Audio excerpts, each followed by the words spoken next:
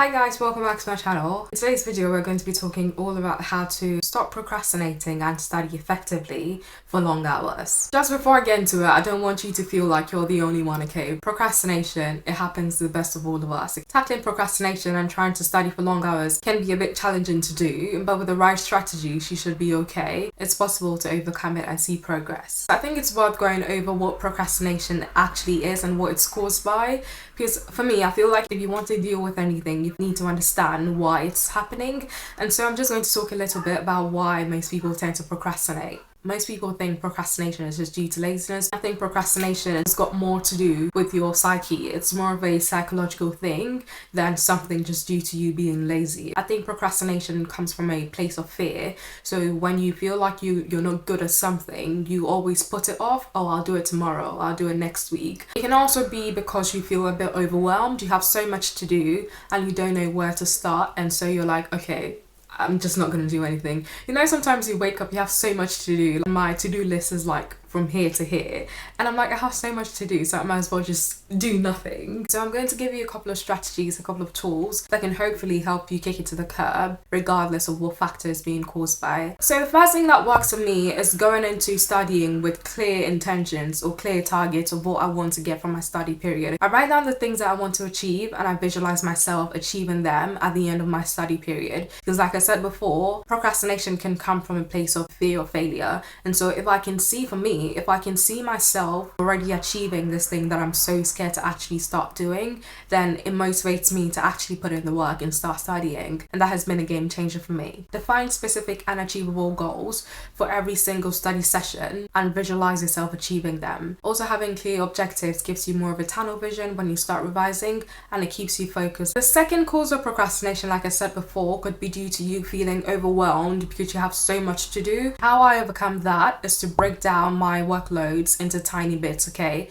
Bite-sized pieces that I can digest. Bite-sized pieces that don't scare me when I pick up my to-do list. Say you're planning to study for 3 hours each day. You want to break it down into 30-minute slots throughout the day using the Pomodoro technique. And how I would go about this is to do a 30-minute session, take a short break for 10 minutes, go back and do my second 30-minute session, another short break for 10 minutes, do my last 30-minute session, and after that one, I'd take a whole hour's break, okay? So by the end of that study block, I would have done an hour and a half of studying. But after that 1 hour long study break, I'll come back and repeat the process. So half an hour again, 10 minutes, half an hour, 10 minutes, half an hour, and then a long break, okay? It helps your mind to digest the things that you're studying, and also psychologically, it doesn't make you feel like you're doing too much work.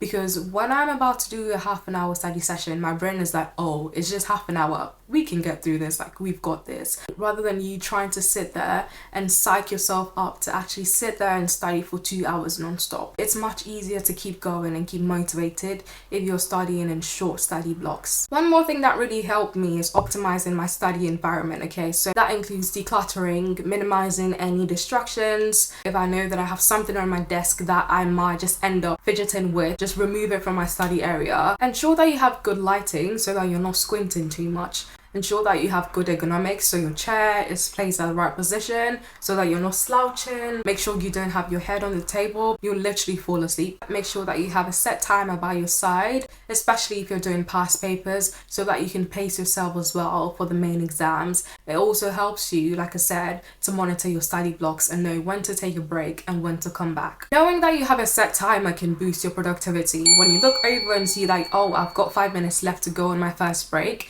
it motivates you to keep going and get through the last 5 minutes and actually go have a snack. Another thing is to prioritize your tasks, okay? You could rank importance of subjects or topics you need to study based on your strengths and weaknesses, based on an upcoming exam, based on a deadline that you might have to meet. You have a mock exam coming up, you have economics today, you have chemistry next week. You might want to prioritize for the meantime, or when you're getting closer to the exam, want to prioritize economics over chemistry. This helps you to identify your must-do tasks for the day, things that you can't go to sleep without doing. I also found that when I started my day by tackling high priority tasks, it set a productive tone for the day. So it made me feel like, ooh, I've started doing this thing that I've really found challenging, or this thing that will be needed imminently, say an upcoming exam, gets me in the mood of being productive for the rest of the day. One more thing that could make you procrastinate is when your day feels boring, if it feels monotonous, okay? So if you've been doing the same thing over and over again, or if you've been doing the same subject over and over again, you might just get tired of it. What I did and what I'd advise you to do is to have some variety. Have some variety when it comes to the subjects and the topics you're studying. If you want to start with algebra, do some chemistry after that, do some economics after that. Make sure that you're engaging all parts of your brain, because different subjects, different topics require you to use different skill sets that you have, require you to activate different parts of your brain. Also switch up your study techniques to keep your brain engaged. Use more active study techniques like blurting, which is where you basically pick up a sheet of paper and try to write down everything that comes up in your mind about a topic that you've just studied. That helps you to gauge how much you have retained after your revision period, okay? You also want to do some past papers. So I'd advise you to do timed past papers when you get closer to your exams as well, just so that you can get used to the timing when it comes to real exams. You can use the process of summarizing as well on things such as flashcards. Another active technique that works for me a lot is to pretend to be teaching whatever it is I've learned to an imaginary person, and then if I get stuck anywhere, I'll just go back to my notes or to the past papers that I've just done and try to refresh my memory. If I get anything wrong, I'll just try to refresh my memory that way. And don't be dismayed if you realize during your recap sessions or using active learning techniques like this that you have forgotten some content you've learned. It's completely normal for your brain to have not retained some of the things you've learned. All you need to do is go back to them, review them, and just be consistent in your studying. It gets better. You also want to make sure that you're monitoring your progress. As humans, we all feel much more motivated to do more work if we feel like we've accomplished a lot. One thing you can do is to keep a tracker. If you're doing past papers, I have a past paper tracker down in my description box